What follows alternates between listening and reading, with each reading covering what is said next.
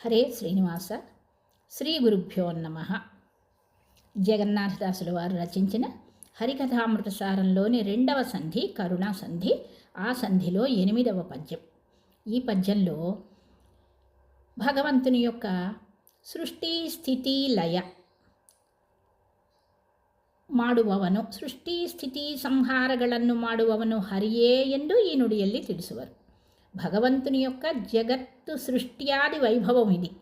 సృష్టి స్థితి లయల యొక్క భగవంతుడు చేయటంలో ఉండేటువంటి వైభవాన్ని తెలియజేస్తున్నారు ఇక్కడ.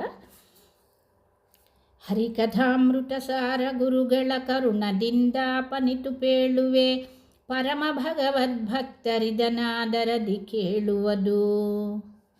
ಜಗವನೆಲ್ಲವ ನಿರ್ಮಿಸುವ ನಾಲ್ಮೊಗನೊಳಗೆ ತಾನಿದ್ದು ಸಲಹುವ, ಗಗನಕೇಸನೊಳಿದ್ದು ಸಂಹರಿಸುವನು ಲೋಕಗಳ. ಸ್ವಗತ ಭೇದ ವಿವರ್ಜಿತನು ಸರ್ವಗ ಸದಾನಂದೈಕ ದೇಹನು, ಬಗೆ ಬಗೆಯ ನಾಮದಲ್ಲಿ ಕರೆಸುವ ಭಕುತರನು ಪೊರೆವ. ಜಗವನ್ನೆಲ್ಲವ ನಿರ್ಮಿಸುವ ನಾಲ್ಮೊಗನೊಳಗೆ ತಾನಿದ್ದು ಸಲಹುವ, ಗಗನಕೇಸನೊಳಿದ್ದು ಸಂಹರಿಸುವನು ಲೋಕಗಳ. ಸ್ವಗತ ಭೇದ ವಿವರ್ಜಿತನು ಸರ್ವಗ ಸದಾನಂದೈಕ ದೇಹನು, ಬಗೆ ಬಗೆಯ ನಾಮದಲ್ಲಿ ಕರೆಸುವ ಭಕುತರನು ಪೊರೆವ. జగవనెల్లవ నిర్మిసువ, ఆ భగవంతుడు జగత్తంతా కూడా నిర్మిస్తాడు. ఈ జగత్తుని పరమాత్మే నిర్మాణం చేస్తాడు. ఎలాగా, ఏ రూపంతో చేస్తాడు అంటే, సృష్టి స్థితి లయ మూడింటినీ చేసేది సర్వతంత్ర స్వతంత్రుడైనటువంటి ఆ పరమాత్మే చేస్తాడు.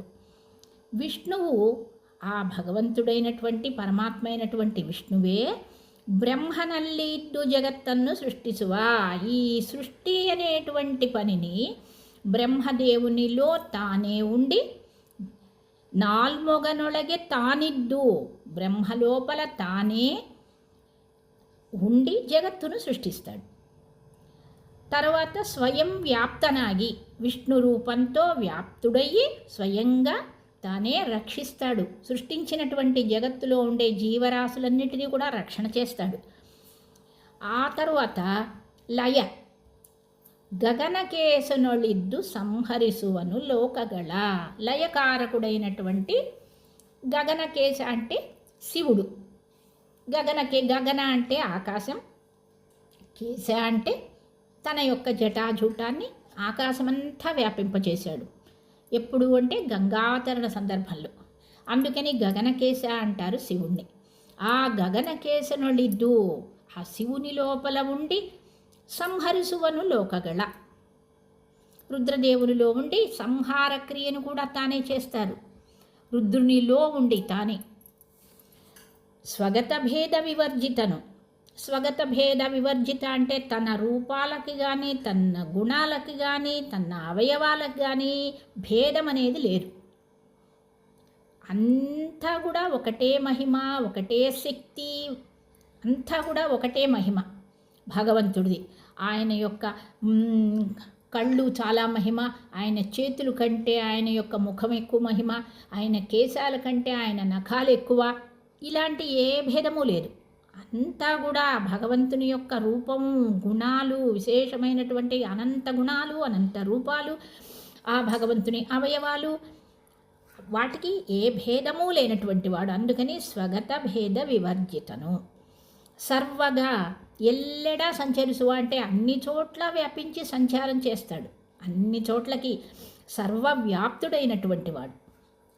సదానందైక దేహను, సదా అంటే ఎప్పుడు కూడా, ఇప్పుడు అప్పుడు అని కాదు, ఎల్లవేళలా ఆనందమే, జ్ఞానానందాలే దేహంగా ఉండేవాడు. ఆనందరూపి, సదా ఆనందైక దేహను.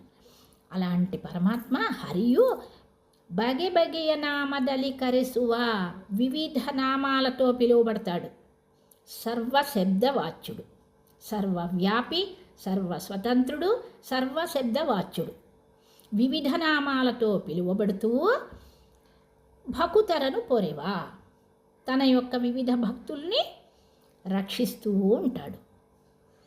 ఇట్లాంటి వ్యాపారం సృష్టి స్థితి లయ మూడు చేసేటువంటి ఆ శ్రీహరి బ్రహ్మలోపల తన యొక్క బ్రహ్మ విష్ణు శివ ఈ మూడు రూపాల్లో విష్ణువు తనదే రూపం, బ్రహ్మ అనేటువంటి తన యొక్క రూపం బ్రహ్మలోపల ఉంచుతాడు.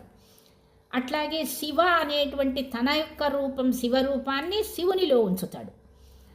స్వయంగా తానే రక్షణ చేస్తాడు. బ్రహ్మ విష్ణు మహేశ్వరుల రూపాలు నామాలు పరమాత్మకు ఉన్నాయి, రూపాలు కూడా ఉన్నాయి.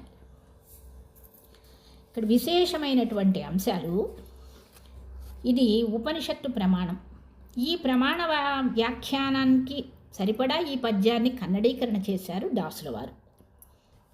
బ్రహ్మ లోపల బ్రహ్మరూపంతో ఉంటారు పరమాత్మ, శివుని లోపల శివరూపంతో ఉంటారు అనేది ఇది ఉపనిషత్తు వాక్యాన్ని మంత్రాన్ని ఆధారంగా చేసుకుని ఈ కన్నడీకరణ చేస్తూ ఈ పద్యాన్ని రాశారు.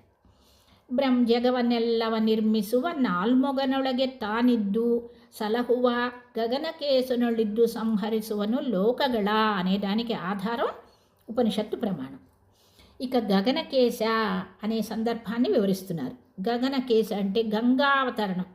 గంగ భూమికి రావాలి అంటే తనను భరించేవాళ్ళు ఎవరు అని చెప్పి అడిగినప్పుడు గంగా అవతరణ సందర్భంలో రుద్రదేవరు గంగయ్యను తడయలు ఆ గంగని ఆపటానికి ఆకాశమంతా కూడా కూదలನ್ನು తన యొక్క వెంట్రుకల్ని అంటే తన యొక్క జటాజూటాన్ని హరిడిద్దరిండ వ్యాపింపచేశాడు. కాబట్టి గగనకేశ అనేటువంటి పేరు ప్రసిద్ధమైంది. రుద్రదేవుల వారిని గగనకేశ, వ్యోమకేశ ఇలాంటి పేర్లతో పిలుస్తారు. ఇంకా ఇంకో విధంగా కూడా చెప్పచ్చు. అథవా విష్ణుతీర్థ అట్లా గంగా అవతరణంలో తన యొక్క కూదలను తన యొక్క జటాజుటాన్ని వ్యాపింపచేశాడు గంగని ఆపటం కోసం. ఇంకా చెప్పాలి అంటే విష్ణుతీర్థం. గంగా అంటే విష్ణు పాదోదకం. త్రివిక్రమ రూపి పరమాత్మన పాదం నుంచి పుట్టినటువంటి ఆ గంగా విష్ణు తీర్థం. అటువంటి ఆ పవిత్రమైనటువంటి పావనమైనటువంటి ఆ విష్ణు తీర్థము ಒಂದು ಹನಿಯೂ ಬೀಳಬಾರದು ಎಂದು ಮತ್ತು ಲೋಕ ಸಂಹಾರದ ಪಾಪ ಬರಬಾರದು ಎಂದು ಗಂಗೆಯನ್ನು ಧರಿಸಿ ರುದ್ರದೇವರು గగనకేశరాದರು. రెండు కారణాలున్నాయి. ఇంకా ఆ విష్ణు తీర్థాన్ని ఒక్క బిందువు కూడా కింద పడకూడదు, నేల మీద పడకూడదు. కాబట్టి తన యొక్క జటాజూటంలో తన తలపైన పెట్టుకున్నాడు. ఇంకా తనకు లోక సంహార పాపం, సంహారకర్త రుద్రదేవుల వారు అని లోకమంతా చెప్పుకుంటుంటారు కదా. ఈ లోక సంహారం చేసినటువంటి పాపం రాకుండా ఉండేందుకు పవిత్రమైనటువంటి గంగను, విష్ణు తీర్థమైనటువంటి ఆ గంగను తలపై ధరించినట్టు రుద్రదేవులు వారు గగనకేశ అని పేరు పొందారు. గంగను ఆపటానికి గగనకేశ అనబడ్డారు.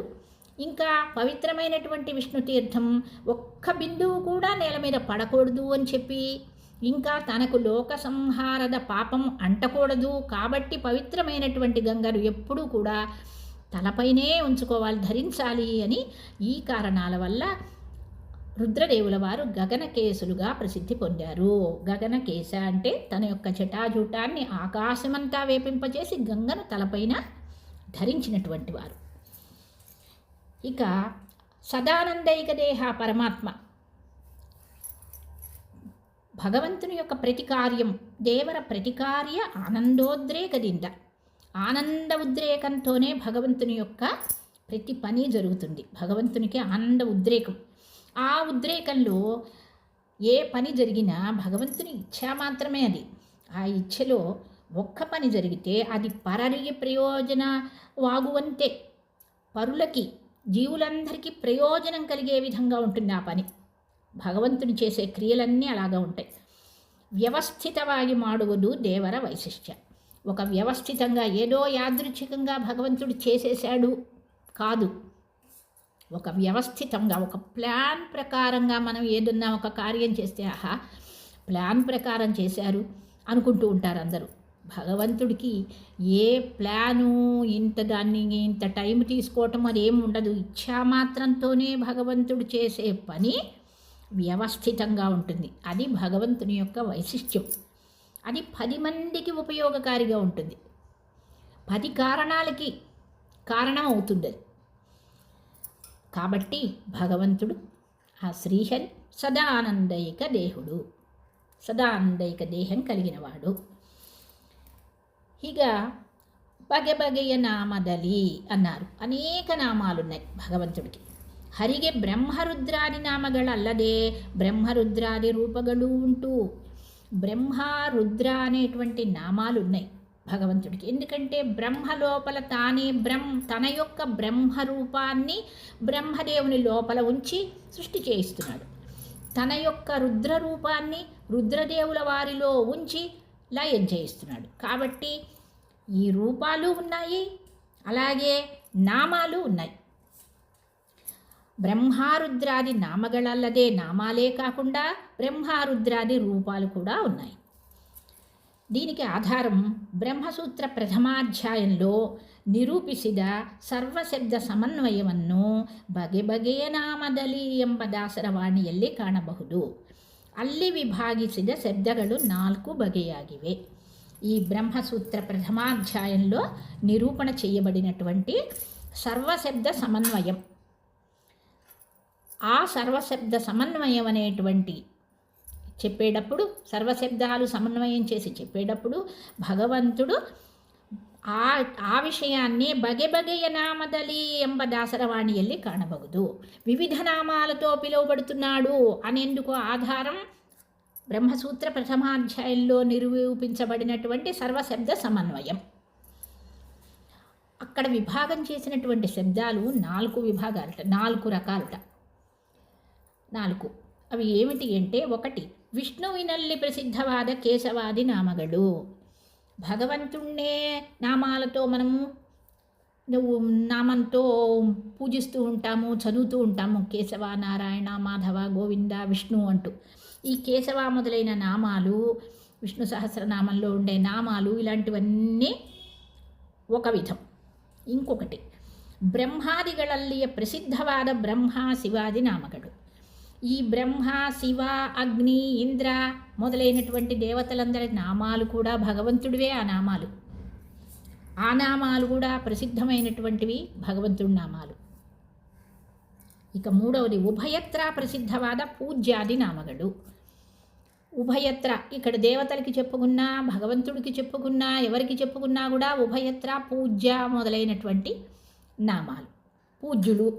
పూజ్యులైన పదం వాళ్ళకి అందరికీ ఉపయోగిస్తారు కదా, అలా ఉభయత్ర ఉపయోగించేటువంటి పూజ్య మొదలైనటువంటి నామాలు.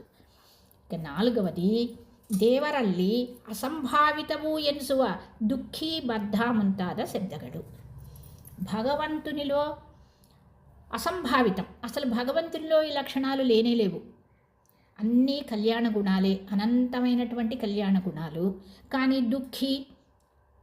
దుఃఖంతో ఉండేవాడు, బద్ధ బంధితుడైనవాడు, ఇలాంటి పేర్లు కూడా ఉన్నాయట, భగవంతుడికే చెందినవి అని చెప్పబడుతోంది. ఎందుకని అంటే, ప్రతి ఒక్క జీవునితోనూ భగవంతుడు బింబరూపంతో ఉన్నాడు. ఈ జీవులు అనేక రకాలు. కొంతమంది బాధక, కొంతమంది బాధలు అనుభవిస్తూ ఉంటారు, కొంతమంది బాధలు ఇంకొకళ్ళని పెడుతూ ఉంటారు, కొంతమంది దుఃఖపడుతూ ఉంటారు, కొంతమంది ఇంకొకళ్ళని దుఃఖింపచేస్తూ ఉంటారు. ఇలా రకరకాలు. ఈ జీవుల లోపల బింబరూపిగా పరమాత్మ ఉండి, ఆ జీవులు అనబడేటువంటి వాళ్ళు ఈ 2 రకాలుగా ఎలాగైతే ఉంటారో వాళ్ళ లోపల ఉండేటువంటి పరమాత్మకి ఈ నామాలు చెందుతాయి అనే ఉద్దేశంతో ఇక్కడ దుఃఖీ బద్ధ ముంతాద శబ్దಗಳು కూడా భగవంతుడివే ఇవి అంటున్నారు. నిజానికి భగవంతునికి దుఃఖము లేదు, బంధనము లేదు. జీవునికి జతగా బింబరూపిగా లోపల ఉంటాడు. కాబట్టి ఒక వ్యక్తి దుఃఖపడుతున్నాడు అంటే లోపల పరమాత్మ, జీవాత్మ ఇద్దరూ కలిసే ఉంటారు. అలాంటప్పుడు ఈ దుఃఖీ బద్ధామంతాదం మొదలైన నామాలు కూడా చెందుతాయి అనేది ఇక్కడ 4వ రకంలో చెప్తున్నారు. ವಿಷ್ಣುವಿನಲ್ಲಿ ಪ್ರಸಿದ್ಧವಾದ ಕೇಶವಾದಿ ನಾಮಗಳು, ಬ್ರಹ್ಮಾದಿಗಳಲ್ಲಿ ಪ್ರಸಿದ್ಧವಾದ ಬ್ರಹ್ಮ ಶಿವಾದಿ ನಾಮಗಳು, ಉಭಯತ್ರ ಪ್ರಸಿದ್ಧವಾದ ಪೂಜ್ಯಾದಿ ನಾಮಗಳು, ದೇವರಲ್ಲಿ ಅಸಂಭಾವಿತವು ಎನಿಸುವ ದುಃಖಿ ಬದ್ಧ ಮುಂತಾದ ಶಬ್ದಗಳು. ಈ ವಿಧಂగా ಬಗೆ ಬಗೆಯ నామದಲ್ಲಿ కరెಸುవ భకుతరను పొరెవ, వివిధమైనటువంటి నామాలతో పిలువబడుతూ తన యొక్క భక్తుల్ని, వివిధమైనటువంటి భక్తుల్ని కూడా రక్షణ చేస్తూ ఉంటాడు. ಜಗವನೆಲ್ಲವ ನಿರ್ಮಿಸುವ ನಾಲ್ಮೊಗನೊಳಗೆ ತಾನಿದ್ದು ಸಲಹುವ, ಗಗನಕ್ಕೆ ಸೊನಳಿದ್ದು ಸಂಹರಿಸುವನು ಲೋಕಗಳ, ಸ್ವಗತ ಭೇದ ವಿವರ್ಜಿತನು ಸರ್ವಗ ಸದಾನಂದೈಕ ದೇಹನು, ಬಗೆ ಬಗೆಯ ನಾಮದಲ್ಲಿ ಕರೆಸುವ ಭಕುತರನು ಪೊರೆವ. ಹರಿಕಥಾಮೃತ ಸಾರ ಗುರುಗಳ ಕರುಣದಿಂದಾಪನಿತು ಪೇಳುವೆ, ಪರಮ ಭಗವದ್ಭಕ್ತರಿದನಾದರದಿ ಕೇಳುವುದು, ಆದರದಿ ಕೇಳುವುದು. ಶ್ರೀ ಗುರುಮಧ್ವ ಅಂತರ್ಗತ ಶ್ರೀಕೃಷ್ಣ ಅರ್ಪಣಮಸ್ತು.